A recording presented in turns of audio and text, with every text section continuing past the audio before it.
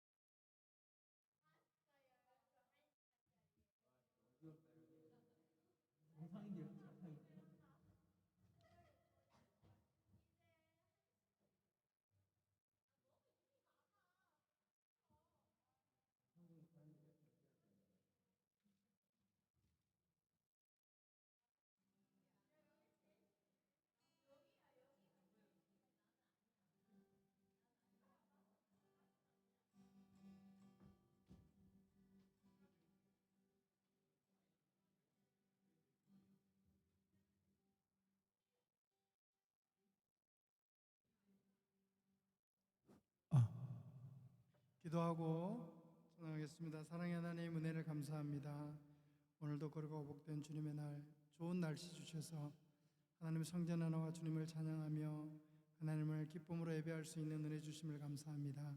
이 시간 드려진 예배를 통하여 하나님 한 분만이 영광을 받으시고 전사님을 통하여 선포되어지는 하나님의 말씀이 우리의 삶을 변화시키는 능력의 말씀, 생명 말씀 되게 하여 주시옵소서.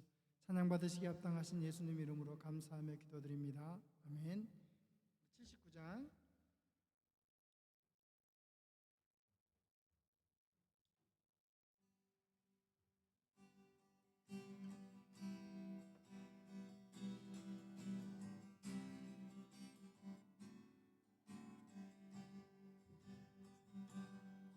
나는 주의 영광을 보는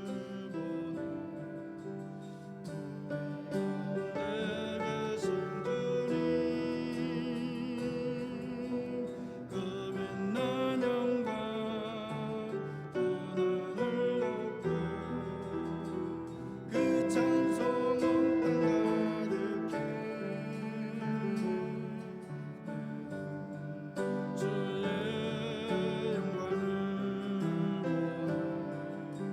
찬송 가운데 서신 주님의 얼굴은 온 세상 향하니 권능의 팔을 드셨네. 주의 영광 이곳에 가득해 오른손에 주님과 함께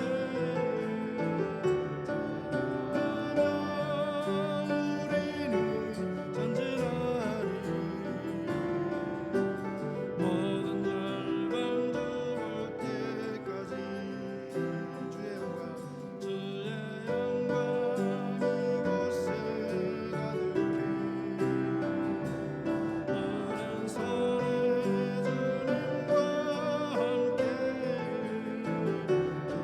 기도하며 우리는 전진하리. 모든 성도 주볼 때까지.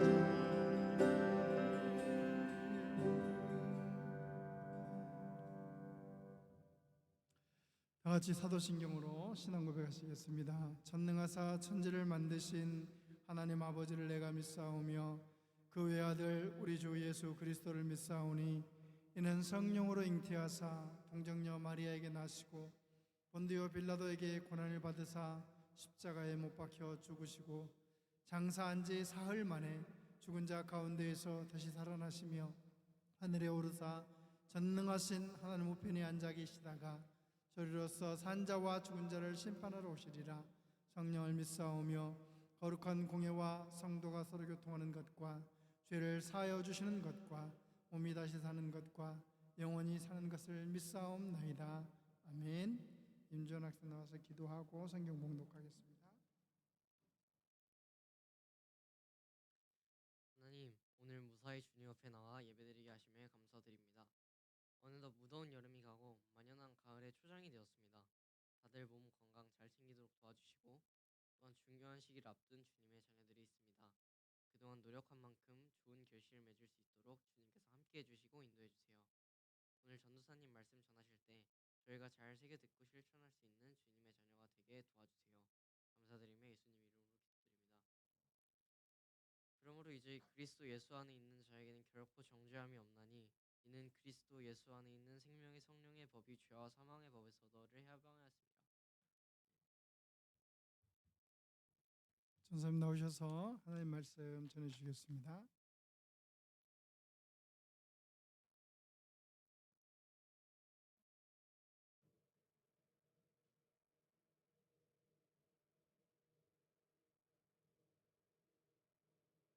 네, 감사합니다. 네, 이제 다음 주면 추석이네요. 그리고 공부할 친구들은 공부할 텐데 쉴 친구들 치고 파이팅입니다. 진짜 이제 여름이 끝났어요. 가을이 왔네요. 날씨가 시원하고 선선해지는데 네, 저도 가을을 되게 좋아해서 되게 좋은 것 같습니다. 오늘은 로마서 8장 말씀을 가지고 정죄함 없음이라는 제목으로 함께 말씀을 나누려고 합니다. 사랑하는 청소년부 친구들, 여러분들에게 믿음은, 그리고 믿는다라는 말은 뭔가 좀 피부에 와닿나요? 아니면은 그냥 교회에서만 믿는다라는 얘기 듣고 다른 데서는 뭐 그런 게 상관없이 살아가는 삶을 살고 있나요? 믿는다라는 게 사실 굉장히 와닿지 않는 경우가 많습니다. 극한 상황에 오지 않으면 우리의 믿음이 약간 증명되기는 좀 어려울 것 같다는 생각도 들어요. 만약에 요즘 굉장히 막 그런 그 흉흉한 일들이 많이 있잖아요. 만약에 예를 들어서, 물론 그런 일 없겠지만, 갑자기 저희 교회 뒤쪽에서 사람들이 막, 괴한들이 막 몰려오더니 이제 예수님을 믿지 않으면 너희들을 가만두지 않겠다 그러면서 막 위협을 한다면, 여러분 그 상황 가운데서도 나는 예수님을 믿어라고 이야기할 수 있으신가요? 뭐 약간 구체적으로 상황을 한번 얘기해 봅시다. 갑자기 사람들이 막 몰려와가지고 막 저를 막 이렇게 찌르고 막 주변 여러분들을 막한테 조용히 해, 가만히 있어 이렇게 얘기하더니 여러분들을 위협하면서 믿지 않으면 가만두지 않을 거야. 믿는 사람들 믿지 않는다고 하면 내가 너희들을 살려주겠다. 믿는다고 하면 가만두지 않겠어. 이렇게 얘기했을 때 과연 우리는 나는 믿어요라고 얘기할 수 있을까요? 아마 쉽지 않을 것 같아요. 실제로 100년 전만 해도 이 땅에 실제로 이런 일들이 있었습니다. 막 일본 순사들이 와서 총을 겨누면서 너 예수님 믿지? 그러면 너를 살두지 않을 거야. 라는 이런 사건들이 딱 우리의 할아버지의 할아버지 때에는 실제로 존재했었죠. 오늘 1절 말씀은 이런 이야기를 해요. 그러므로 예수 그리스도 안에 있는 자에게는 결코 정죄함이 없다. 하나님께서 우리 각자에게 너희들이 지금 믿느냐라고 묻고 계신 겁니다. 여러분들이 지금 주님을 향하고 있는지 세상을 향하고 있는지. 아까 제가 처음에 이런 예를 들었을 때 어떤 사람들은 이렇게 얘기할지도 몰라요. 아니 살아 있어야 예수님을 믿지 않겠어요? 그래도 우리가 살아 있고 생존이 있어야 교회 다니고 생존이 있어야 뭔가 믿고 할 수 있고 하지 않겠어요? 라고 얘기할지도 모르겠습니다. 그런데요, 저는 오히려 반대라고 생각해요. 우리가 살아남아야 예수를 믿는 게 아니라 믿기 때문에 살 수 있다라고 생각을 합니다. 여러분들은 믿기 때문에 살고 있나요? 아니면은 살아야 하니까 믿고 있나요? 아니면 둘 다 아닐 수도 있겠죠. 지금 우리의 상태가 그래서 저는 굉장히 중요하다고 생각해요. 우리가 정말 믿고 있는지 아니면 믿고 있지 않는지. 주님께서 언제 오시든지 세상 마지막에 딱 날아오셔서 예수님이 갑자기, 물론 잘 모르겠습니다. 지금 예수님이 딱 임하셔가지고 이제 내가 세상을 마무리하러 왔다라고 하신다면 여러분들이 저는 예수님을 믿었습니다라고 이야기할 수 있는지, 우리가 주님 언제 오시든 우리가 바로 서기 위해서는 하나님의 법에 항상 매여 살아야 합니다. 그리스도 예수 안에 있는 자라는 것은 예수님을 닮는 것을 삶의 목표로 하고 살아가는 사람들이에요. 주님 말씀대로 살고자 하는 것이죠. 그런 사람한테는 정죄함이 없다라고 오늘 본문은 이야기합니다. 이 정죄라는 말은 헬라어로 카타크리마라고 하는데 형벌, 심판이라는 뜻입니다. 바꿔 말하면 그리스도 안에 있는 사람에게는 심판이 없다. 그리스도 밖에 있는 사람들에게는 형벌이 있다라는 이야기겠죠. 그렇다면 그리스도 안에 있는 사람들에게는 어떻게 정죄함이 없을까요? 2절은 이렇게 얘기해요. 이는 그리스도 예수 안에 있는 생명의 성령의 법이 죄와 사망의 법에서 너를 해방하였음이라. 서로 대립되는 두 가지의 법이 항상 존재한다라고 성경은 이야기해요. 하나는 생명의 법, 성령의 법이고 하나는 죄의 법, 사망의 법이다라고 이야기합니다. 예수님 안에서 생명을 누리게 하는 법이 사망의 법에서 우리를 해방시켜 준다라는 거예요. 제가 처음에 막 괴한들이 와서 여러분들을 막 위협하면서 너희들 예수님 안 믿으면 가만두지 않을 거야 라고 했을 때 실제로 왜 많은 사람들이 나는 예수님을 그래도 믿습니다 라고 하고 순교를 당했을까요? 그들은 죄의 법과 사망의 법에 눌려있지 않고 자신이 죽는다라는 그 위협과 압박에 두려워하는 것이 아니라 생명의 법 가운데 있었기 때문에 그 이 땅에서의 삶과 죽음에 연연하지 않고 하나님께서 주신 참된 생명을 믿었고 소망했기 때문이에요. 예수 안에서 생명을 누리게 하는 그 법이 죄와 사망의 법에서 그 사람들을 해방시켜 주었기 때문입니다. 그렇기 때문에 우리가 주님 안에 있다면 우리에게는 형벌이 있을 수 없어요. 하나님을 정말 신뢰하고 믿는 자들에게는 죽음마저도 두렵지 않게 되는 것이죠. 오늘날 세상 많은 사람들에게 죽음은 형벌입니다. 약간 무서운 결과죠. 많은 사람들이 죽기 전에 두려워합니다. 진시황도 평생을 살고자 불로초를 찾아다녔고 많은 사람들이 죽음을 앞에 두고 공포에 떨면서 슬퍼하고 무서워하죠. 하지만 우리가 주님 안에 있다면 우리에게는 형벌이 있을 수 없다라고 이야기합니다. 그래서 중요한 단어는 너를 해방하였다라는 거예요. 생명의 법이 사망의 법을 없애고 폐지한다는 것은 아니고요. 사망의 법에서 해방한다라는 겁니다. 많은 사람들이 이렇게 오해해요. 예수님 믿으면 그러면은 해방됐으니까 안 죽겠네요. 이렇게 얘기하지만 믿는 사람들 다 죽음을 맞이합니다. 하지만 이 죽음이 끝이 아니게 된다라는 것을 성경이 이야기하고 있다는 거예요. 죄의 법, 사망의 법은 이 땅에서 여전히 힘을 발휘합니다. 사람들을 죽음으로 몰고 가요. 그러나 사망의 법이 아무리 왕성하게 활동해도 예수님 안에 있으면 그것이 더 이상 영향이 없게 됩니다. 이스라엘 백성들이 출애굽 후 홍해를 건널 때를 한번 생각해 봅시다. 홍해는 이스라엘 백성에게는 굉장히 생명의 바다였습니다. 그곳을 지나고 나서야 그들은 목숨을 건질 수 있었죠. 하지만 애국 군대가 이스라엘 백성들을 따라왔을 때 그곳은 죽음의 바다가 되었습니다. 같은 바다고 같은 장소인데 이스라엘 백성들을 살리는 역할을 하고 애국 군대에게는 죽음의 역할을 했죠. 그 이유는 이스라엘 백성이 하나님의 말씀을 따라 가나안으로 따라가는 생명의 법 가운데 있었기 때문입니다. 애국 군대는 하나님을 등졌기 때문에 사망을 벗어날 수 없었던 것이죠. 사랑하는 청소년부 친구들, 같은 교회에 있을지라도 성령을 따라 사는지 죄를 따라 사는지에 따라 그 결과는 반드시 갈라지게 될 거예요. 우리 안에 믿음이 생기면 우리 안에 갈등이 생기게 됩니다. 여러분들이 이 믿음으로 혹시 갈등해 보신 적이 있나요? 아마 여러분들이 믿음이 있다면 이런 갈등을 한 번씩은 해봤을 거예요.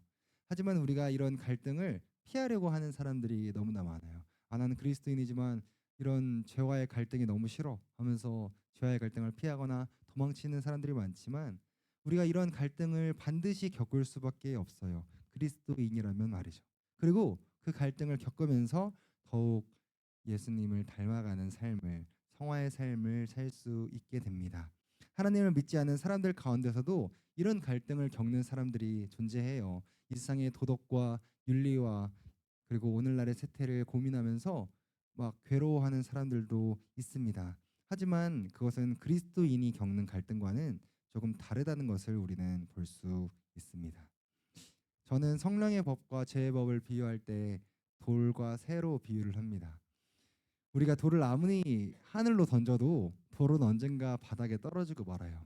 돌은 생명을 가지고 있지 않기 때문이죠.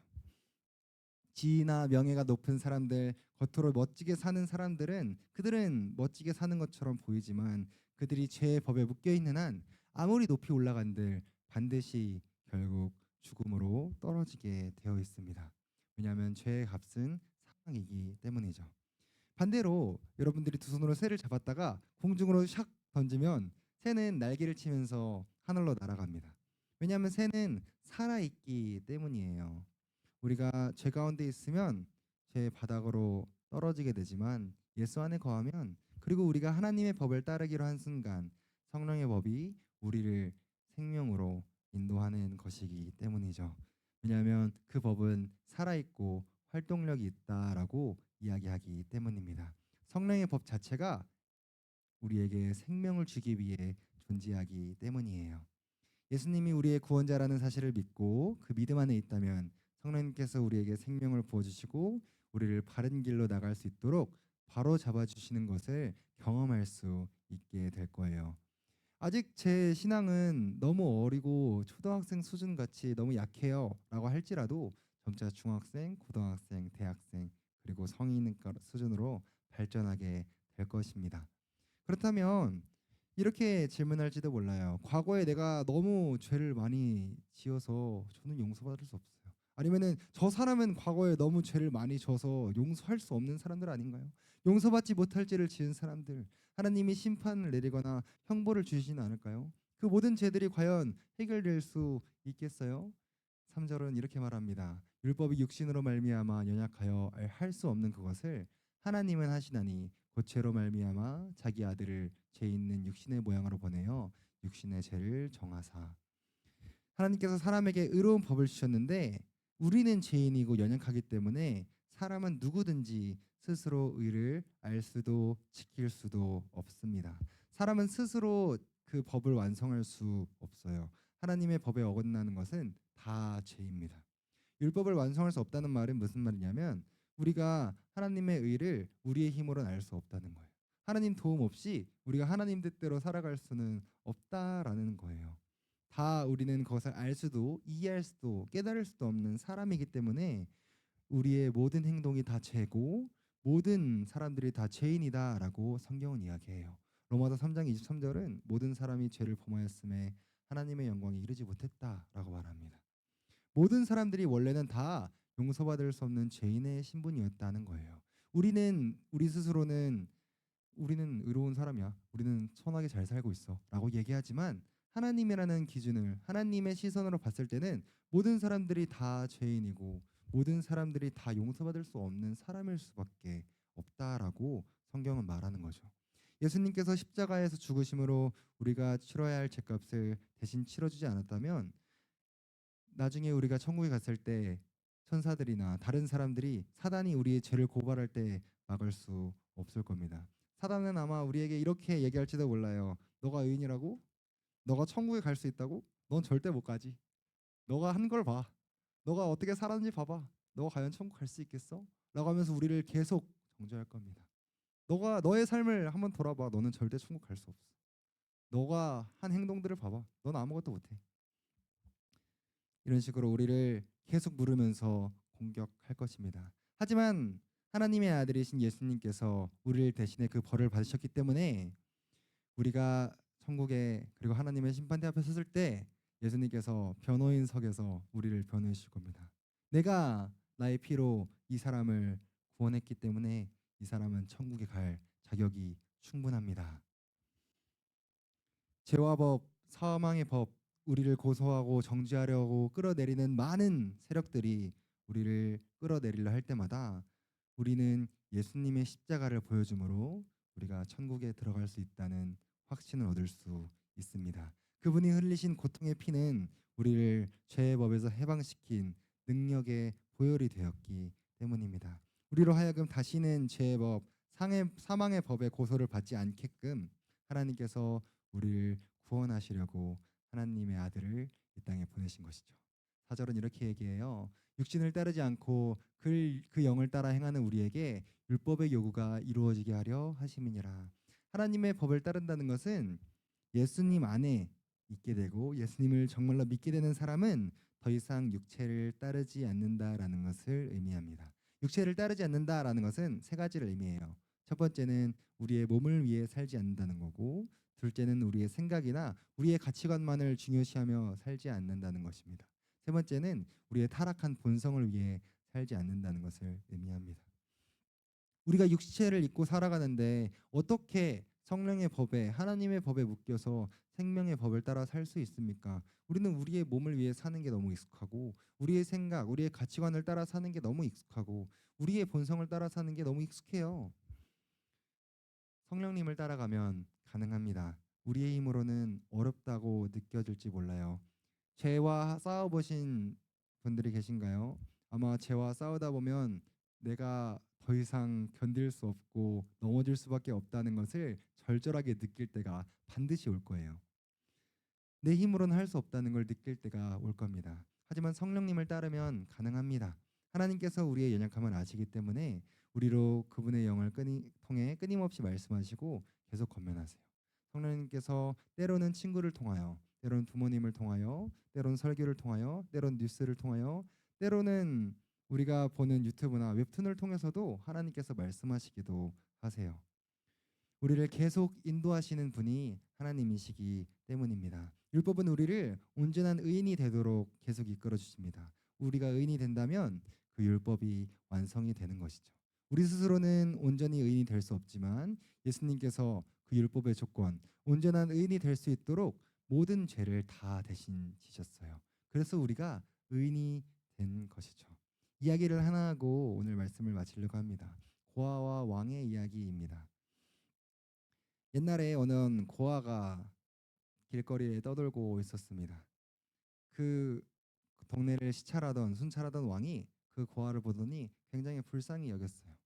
그래서 그 고아를 내 아들로 이제 왕자로 삼겠다 얘기하고 그 고아를 자기 집에 초대합니다. 자기의 궁궐에 초대해요. 처음에 그 고아는 굉장히 놀랐습니다. 왜냐하면 예전까지는 뭐 빌어먹고 살고 남은 부스러기를 주워 먹고 사는 것에 익숙했다가 갑자기 진수성찬이 자기 앞에 차려지니까 몸둘 바를 몰랐어요. 그래서 왕에게 물어봤죠. 내가 이것을 정말 먹어도 괜찮을까요? 왕은 마음껏 먹어라. 넌 이제 왕자니까 하고 싶은 대로 다 해. 근데 고아는 그게 자기의 양심의 가책이 느껴져서 하기 힘들었나 봐요. 옛날에 자기가 살던 습관을 버리지 못한 거죠. 그래서 진수성찬이 바닥에 떨어지면 그거를 막 주워 먹기 시작합니다. 그리고 눈치를 보면서 왕의 행동들, 신하의 행동들, 하인들의 눈치를 보면서 근근히 살아가고 있었어요. 왕이 그 왕자가 된 고아를 찾아가서 이렇게 이야기합니다. 대체 왜 자꾸 그렇게 살고 있어? 너는 이제 왕자니까 왕자답게 살아야지. 그 고아였던 아이가 이렇게 이야기합니다. 저는 이렇게 살아본 적이 없어서 어떻게 살아야 될지 모르겠습니다. 제가 이렇게 살아도 되는 것이 맞는 것인지 잘 모르겠어요. 그러자 왕이 이렇게 이야기합니다. 내가 너를 내 집에 초대했고 내가 너를 내 아들로 삼기로 결정했기 때문에 너가 더 이상 과로 살 필요가 없다. 넌 이제 왕자야. 너가 하고 싶은 것, 누리고 싶은 것 이 안에서 다 누리면서 살 수 있다. 시편 25편 8절에 이렇게 얘기합니다. 여호와는 선하시고 정직하시니 그러므로 그의 도로 죄인들을 교훈하시도다. 사랑하는 청소년 친구들, 우리는 고아와 같이 살고 있는지도 모르겠습니다. 하나님께서 우리를 왕자의 신분으로 삼았지만 우린 여전히 죄의 부스러기를 먹는 것이 너무나 익숙해져 있는지도 모르겠어요. 하나님께서 그 죄의 부스러기와는 비교할 수 없는 기쁨과 만족을 우리에게 허락하셨지만 우리는 그와 같이 여전히 고아의 신분인 것처럼 살고 있지는 않나요? 하나님께서는 선하시고 정직하시기 때문에 우리를 항상 가르치며 우리를 정직한 길로 왕자의 길로 예수 그리스도를 닮은 왕자의 길로 우리를 인도하십니다. 우리가 그렇게 살기로 결정한 순간부터 그 율법이 완성이 되죠. 사랑하고 축복합니다. 하나님께서는 우리가 늘 그리스도 예수 안에 있기를 그리고 예수 그리스도를 따라 왕족으로 살기를 원하십니다. 하나님의 뜻을 따라 살기를 원하십니다. 우리가 성령의 말씀을 따르면 예수님의 은혜와 능력으로 말미암아 우리가 하나님의 온전하심 같이 그리스도인이 되는 기쁨을 누릴 수 있습니다. 중요한 것은 이 세상이 결코 침범할 수 없고 무너뜨릴 수 없는 진정한 행복과 평화가 그 순간에 내가 예수님을 따라가기로 결정하는 그 순간에 하나님을 닮는 삶을 살기로 결정하는 순간에 열매를 맺는다는 사실입니다. 말씀을 정리할게요. 사랑하고 축복합니다. 여러분들은 믿음을 가지고 계십니까? 제가 처음에 이야기했던 이야기를 다시 한번 해볼게요. 여러분들을 누가 위협하면서 너희들 예수님 안 믿으면 너희들 용서하지 않을 거야 라고 얘기했을 때 여러분들이 믿음을 가지고 이야기하는 분들이었으면 좋겠습니다. 예수님의 사랑을 누리고 그 사랑을 전하는 사람이었으면 좋겠습니다. 내가 내 이름은 부인할지언정 내가 그리스도인이라는 사실은 부인하지 않는 여러분들이 되시기를 주님의 이름으로 사랑하고 축복합니다. 기도하겠습니다. 사랑해 주님 감사합니다. 우리를 너무나 사랑하셔서 우리에게 하나님의 사랑을 여실히 보여주신 주님, 우리에게 더 이상 정죄함이 없음을 말씀하셨습니다. 율법 안에 있는 사람들은 또 사망 아래 있는 사람들은 결국은 다 죽음을 두려워하겠지만 우리는 그리스도 안에 있기 때문에 정죄함이 없음을 고백합니다. 하나님 우리를 너무나 사랑하셔서 우리를 왕자로 삼아 주신 하나님, 우리를 하나님의 자녀로 삼아 주신 하나님, 우리가 그 하나님의 자녀로서 하나님의 자녀답게 살아갈 수 있도록 인도하여 주시옵소서. 감사드리며 예수님의 이름으로 기도드렸습니다.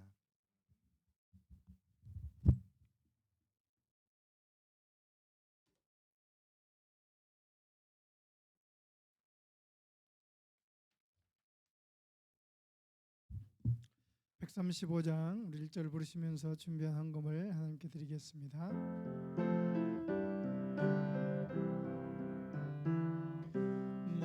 목마른 사슴 쉬는 물을 찾아 헤매이듯이 내 영혼 주를 찾기에 갈구하나이다.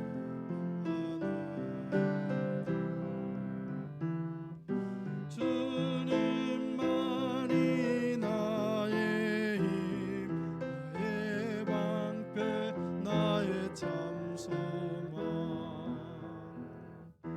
나의 몸 정성과 바쳐서 주님 배합니다. 전사님 나오셔서 헌금을 위해 기도해 주시겠습니다.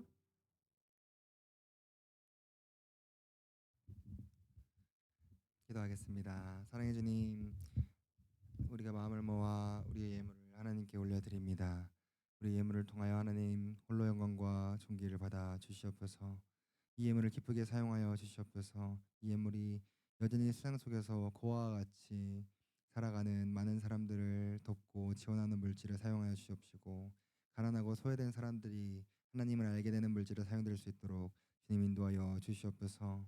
이 세상에 여전히 길 잃은 영혼이 되어서 세상을 떠나는 사람들에게 하나님의 사랑을 알려주는 물질에 사용되게 하시고, 온 땅에 나아가 우리의 왕자됨을 전파하며 더 이상 정죄함이 없다는 것을 선포하는 많은 선교사님들의 사역과 가정을 돕고 지원하는 물질에 신실하고 진실하게 사용하여 주시옵소서. 예물을 통하여 하나님 홀로 영광 받아 주실 줄 믿사오며 예수님의 이름으로 기도드렸습니다. 아멘.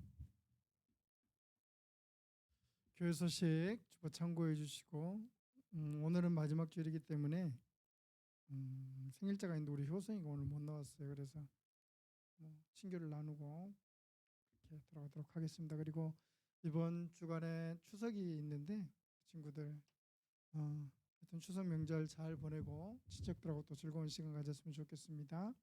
그리고 우리 고3 되는 영민이 할아미를 위해서도 계속해서 이제 3일 정도 남았다고 그러는데 기도 열심히 해서 좀 좋은 결과를 얻을 수 있도록 계속해서 기도해 주셨으면 좋겠습니다.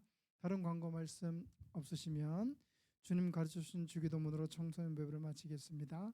하늘에 계신 우리 아버지여, 거룩히 여김을 받으시오며 나라의 임하옵시며 뜻이 하늘에서 이루어진 것 같이 땅에서도 이루어지이다.